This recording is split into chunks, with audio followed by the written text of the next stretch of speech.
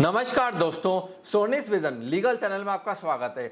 आप में से काफ़ी सारे लोगों ने कमेंट सेक्शन में पूछा था कि सर हमें Japan, Singapore, UK, US, Hong Kong इन कंट्रीज में ट्रेडमार्क चाहिए, तो इंटरनेशनल ट्रेडमार्क का प्रोसेस क्या होता है जो ब्रांड्स को इंटरनेशनल जाना चाहिए। देखो फ्रेंड्स, अगर आप इंडिया में ट्रेडमार्क रजिस्टर्ड करवाते हो, यूएस में धंधा करना चाहते हो, यूए में करना चाहते हो, तो आपको इंडियन राइट्स वहाँ पे नहीं मिलेंगे। अगर मेरा ट्रेडमार्क इंडिया में रजिस्टर्ड है तो इंडियन ऑफिस तक ही मेरा राइट्स होते हैं, इस चीज़ का ध्यान रखना। बट हाँ, अगर इंडिया में ट्रेडमार्क मैंने 2015 में लिया, यूएस में मैं आज जा रहा हूँ, तो मैं प्रायोरिटी डेट क्लेम कर सकता हूँ कि 2015 का मैं यूज़र था। बट यूएस गवर्नमेंट क्या मांगती है डॉक्यूमेंट्स कि आपने क्या यहाँ पे गुड्स बेचे हैं, क्या सर्विस बेचे हैं, क्या चीज़ बेची है, उसका एविडेंस लेकर आओ। यूए गवर्नमेंट इतना नहीं मांगती है, कई कंट्री गवर्नमेंट इतने स्ट्रिक्ट होते हैं कि विदाउट एविडेंस डॉक्यूमेंट्स वो आपका ट्रेडमार्क रजिस्ट्रेशन नहीं करते हैं। मतलब एप्लीकेशन ले लेंगे, सर्टिफिकेट नहीं देंगे, इस चीज़ का ध्यान रखना। अब अगर आपको पूरी दुनिया में धंधा करना है, ग्लोबल एक्सपेंशन करना है, तो जी हाँ, आपको हर कंट्री में ट्रेडमार्क लेना पड़ेगा। उसके दो बेनिफिट्स हैं ट्रेडमार्क लेने के हर कंट्री में। पहला तो सामने वाले कंट्री के अंदर आपका फिर ब्रांड नेम कॉपी नहीं हो सकता है, और दूसरा बेनिफिट केस फाइल करना पड़े तो इजीली हो जाएगा। और एक और बोनस बेनिफिट, आज लेट सपोज मैंने 500 करोड़ की कंपनी बना दी है ना, अब मैं इसको बेचने जाऊंगा। जनरली क्या होता है इंडिया के अंदर, एक्विजिशंस क्यों नहीं हो पाते। आज मैंने एक बिजनेस बनाया, जूते चप्पल का, किसी भी चीज़ का, कार का बनाया, जूते चप्पल का बनाया, छोटे मोटे एग्जाम्पल लेता हूँ मैं ना, कार का नहीं लेते हैं अपन, जूते चप्पल हो गए, अपने ये वॉचेस हो गया। हम लोग क्या करते हैं, ब्रांड नेम के ऊपर नहीं खेलते। फॉरेन में इस चीज़ का ध्यान रखा जाता है। ये जब बड़ी ब्रांड जब एक्विजिशन करती है तो ब्रांड नेम का ध्यान रखते। देखो, आज रिलायंस किसी को एक्वायर करेगा ना तो फैक्ट्री के लिए नहीं करेगा। रिलायंस के पास अथाह पैसा है, बिरला के पास अथाह पैसा है, टाटा के पास अथाह पैसा है। फैक्ट्री डालनी होगी, उनको 5 मिनट लगेगा फंड अलॉट करने में। टाइम किस चीज़ में लगता है, टाइम लगता है ब्रांड वैल्यू बनाने में। आज टाटा को एक्वायर करना है मामाअर्थ, तो मामाअर्थ की तो कोई फैक्ट्री नहीं है, सिर्फ ब्रांड नेम ही है उनके पास। तो ब्रांड को एक्वायर करेंगे, उसके एसईओ को एक्वायर करेंगे, उसके कीवर्ड्स को एक्वायर करेंगे, कस्टमर रिकॉल वैल्यू को एक्वायर करेंगे, उस चीज़ को 5-6 हज़ार करोड़ रुपये पे करेंगे। इस चीज़ का ध्यान रखना, इसलिए ट्रेडमार्क लेना जरूरी होता है। आज मैं 200 करोड़ की कंपनी बना लेता हूँ 10 साल मेहनत करके, अब मुझे 10 साल बाद लग रहा है मैं एग्जिट लूँ और मैं धंधा छोड़ दूं और किसी और को बेच दूं, तो वो देखिएगा ब्रांड वैल्यू कितनी है, ट्रेडमार्क कितने रजिस्टर्ड है। मैंने कोई ट्रेडमार्क रजिस्टर्ड ही नहीं करवाए, अब उसको पता है ट्रेडमार्क रजिस्टर्ड नहीं, इसकी ब्रांड वैल्यू है नहीं मार्केट के अंदर, तो 200 करोड़ की कंपनी की मुझे 20 करोड़ देगा, 10 करोड़ देगा।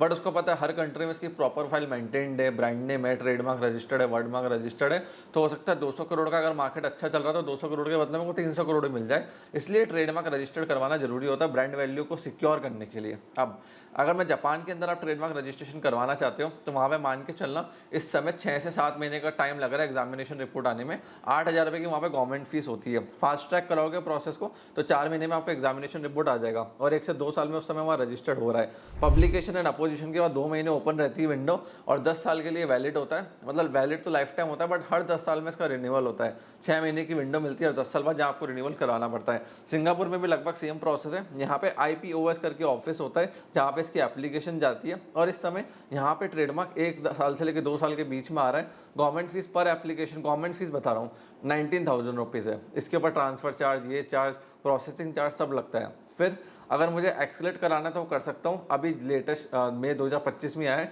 सिंगापुर में भी एप्लीकेशन फास्ट ट्रैक होने लग गई है, और 8 महीने के अंदर आपको ऑफिस एक्शन मिल जाएगा उसके अंदर, और मान के चलना फिर आपका 1 साल में रजिस्टर्ड ही हो जाएगा। अगर मैं यूएस जाता हूँ तो यूएस के अंदर इस समय 1 से 2 साल का समय लग रहा है ट्रेडमार्क रजिस्टर्ड होने में। और एक चीज़ का ध्यान रखना, जैसे मैंने शुरुआत के अंदर कहा था, यूएस में आपको दिखाना पड़ेगा कि आप यूज़ कहाँ कर रहे हो, कैसे कर रहे हो। अगर आपको सर्टिफिकेट चाहिए रजिस्ट्रेशन का, मियर फाइलिंग से काम नहीं चलता है। काफ़ी सारे लोगों के साथ मैं वर्क करता हूँ तो प्रॉब्लम यही आती है, उनको पता ही नहीं होता काफ़ी सारी चीज़ों का। अटॉर्नीज उनके फाइलिंग भी कर देते हैं, बट प्रॉब्लम पता क्या होती है, अगर आपने शुरुआत में यूज़ नहीं दिखाया तो पहले तो लेटर ऑन बाद में जाके डॉलर्स में आपको फाइन भरना पड़ेगा।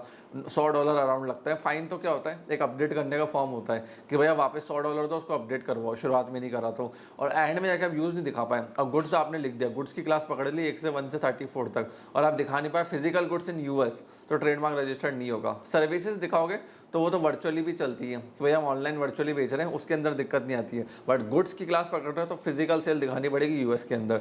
यूए में अभी 6 महीने का टाइम लग रहा है। हाँ, इसका प्रोसेस थोड़ा फास्ट है यूए का। ऑब्जेक्शन बहुत कम आते हैं यहाँ पे, अपोजिशन भी बहुत कम आते हैं, क्योंकि यहाँ पे इतना आईपी मार्केट एक्सपोज नहीं हुआ। यूएस में हो चुका है, चाइना में हो चुका है, इंडिया में तो है ही काफ़ी, तो अपोजिशन ऑब्जेक्शन बहुत तेज़ी से आते हैं इंडिया के अंदर। अब काफ़ी लोग मेरे से पूछते हैं कि सर मैड्रिड प्रोटोकॉल के थ्रू हम फाइल कर देता हूँ। मैड्रिड प्रोटोकॉल आपका एक्सपोजर देता है पूरी दुनिया में एक साथ ट्रेडमार्क फाइल करने का, अराउंड 190 कंट्रीज में। अब माइक्रोमैक्स ने भी अपना ट्रेडमार्क इसी के थ्रू अप्लाई करा था, बट इसकी प्रॉब्लम क्या है, देखो अगर मैं एक साथ फाइलिंग करूंगा और मेरा एक भी फाइल डिफेक्ट हुआ, कहीं प्रॉब्लम एरर हुआ, तो बाकी कंट्रीज में फाइल अटक जाएंगी, या फिर किसी कंट्री में ऑब्जेक्शन अपोजिशन आ गया तो फिर मैड्रिड प्रोटोकॉल वहाँ में इससे काम नहीं आएगा, वहाँ मुझे लोकल अटॉर्नी करके उसको क्लियर करवाना पड़ेगा बैठ के, इस चीज़ का ध्यान रखना। बट हाँ, इसका बेनिफिट क्या है, प्रोफेशनल फी एक बार लगती है, पूरी दुनिया में एक साथ फाइल हो जाता है। अब ये उन ब्रांड्स को फाइल करना चाहिए जिन्होंने पूरी दुनिया में सर्च रिपोर्ट बनवा ली हो और ब्रांड नाम बहुत ही यूनिक हो, बहुत ही यूनिक, ना के बराबर ऑब्जेक्शन आने के चांसेस। जोमेटो है, बहुत यूनिक ब्रांड नेम है। तो ऐसे ब्रांड नेम को आपके पास है जो लगता है कि हर कंट्री में इजीली अवेलेबल नहीं होगा और ऐसी कोई दिक्कत नहीं है, तो मैड्रिड प्रोटोकॉल के थ्रू जा सकते हो। अब ऐसा नहीं कि सारी कंट्री सिलेक्ट करनी है, मेरे को 10 कंट्री चाहिए तो 10 कंट्री के अंदर भी जा सकता हूँ, सिर्फ वहाँ पे उतना ही मेरे को सिलेक्ट करना है और उसके हिसाब से फाइलिंग कर देनी है। और फिर प्रोफेशनल फी जो भी आपका अटॉर्नी या एजेंट आपसे चार्ज लेगा वो उसके बेसिस पे लेगा। सो जी हाँ फ्रेंड्स, आपको इंटरनेशनल मार्केट में जाना है तो हर कंट्री में जहाँ जहाँ आपको जाना है ट्रेडमार्क राइट्स आपके पास होने चाहिए। इवन अगर आज मैं किसी का ब्रांड नेम यूज़ कर रहा हूँ जो चाइना की एक कंपनी है, उसे हिंदुस्तान में ना ट्रेडमार्क रजिस्टर्ड करा ना, उसकी कोई ब्रांड वैल्यू है ना प्रेजेंस है, मैं उसका ब्रांड नेम कॉपी करने लग गया, 10 साल में मैंने गुडविल ब्रांड वैल्यू जनरेट कर दी, फिर वो इंडिया के अंदर आके केस फाइल करेंगे तो केस को लूज कर जाएंगे। अभी रिसेंटली दिल्ली हाई कोर्ट ने भी केस को रिफ्यूज कर दिया। चाइना की एक मेडिसिन की कंपनी थी, बोला हम तो उसको 15 साल पहले से यूज कर रहे थे। दिल्ली हाई कोर्ट ने कहा कि भैया इंडिया के अंदर गुडविल जनरेट करी क्या आपने, प्रायर यूजर आप इंडिया में थे क्या, आप चाइना में यूज कर रहे थे, वहाँ लोग आपको जानते थे। इंडिया में जिस ब्रांड ने इसको यूज करना चालू करा उसने अपनी ब्रांड वैल्यू क्रिएट करी, मार्केटिंग करी, प्रेजेंस बनाई, वो 10 साल से इतना हार्डवर्क कर रहा है। तो राइट उसी को मिलेंगे जिसने हिंदुस्तान के अंदर गुडविल जनरेट करी, ब्रांड वैल्यू जनरेट करी है। तो वापस आपको बताया था ट्रेडमार्क केस जीतने के लिए पहला फर्स्ट यूजर कौन था, फर्स्ट यूजर देखा जाता है कि आईपी को मैंने क्रिएट करा है। दूसरा गुडविल पहले किसने जनरेट करी। अब भैया मैं 2012 में ट्रेडमार्क लेके बैठ जाऊँ, उसको यूज ही नहीं करा मैंने आज तक, 15 साल निकाल दी, 10 साल निकाल दिए, फिर कोई दूसरा बंदा आ रहा है उसे 500 करोड़ का फंड डाल के मार्केटिंग कर रहा है और मैं उस पर केस ठोक दूँ तो वो नहीं चलेगा। भैया गुडविल जनरेट कर चुका है, मेरे पास राइट था, ऑप्शन था, रजिस्ट्रेशन था, मैंने 15 साल क्या करा, कुछ नहीं करा, कोई गुडविल जनरेट नहीं करी, सिर्फ एक ब्रांड नेम को रिजर्व करके बैठ गया। सेक्शन 47 कहता है कि विद इन 5 ईयर्स आपको यूज़ करना है, यूजर्स पोर्टल के ऊपर शो करना है, नहीं करते हो तो कोई भी एप्लीकेशन फाइल करके आपके ट्रेडमार्क को यूज़ किया रिफ्यूज़ करवा सकता है, वहाँ से रजिस्ट्री से हटवा सकता है। तो इसलिए ध्यान रखना कि अगर आपने ब्रांड नेम लिए, ट्रेडमार्क लिए तो उसका प्रॉपर यूज़ करो, उसकी फाइल बनाओ, एविडेंस को जमा करो और हो सके तो TMM लगता है 900 रुपये की गवर्नमेंट फीस है, उसके पोर्टल पे भी अपडेट हो जाएगा आपका, तो वहाँ पे भी अपना अपडेट कर दो टाइम से, जिससे आपको कभी फ्यूचर में दिक्कत ना हो। फ्रेंड्स कोई डाउट क्वेश्चन रह गए हो तो कमेंट सेक्शन ओपन है, आप मेरे को लिंक्डइन पे मैसेज कर सकते हैं। मेरी वेबसाइट पर मैं कंटिन्यूसली ब्लॉग्स लिखता हूँ IP के ऊपर, ट्रेडमार्क के ऊपर, कॉपीराइट के ऊपर, काफ़ी सारे और जर्नल्स पे भी मेरा आर्टिकल्स आते हैं, पब्लिकेशंस आते हैं, तो उनको वहाँ भी जाके आप चेकआउट कर सकते हो। आपने इस वीडियो को यहाँ तक देखा, हम लोग होते हैं सपोर्ट दिया, उसके लिए धन्यवाद।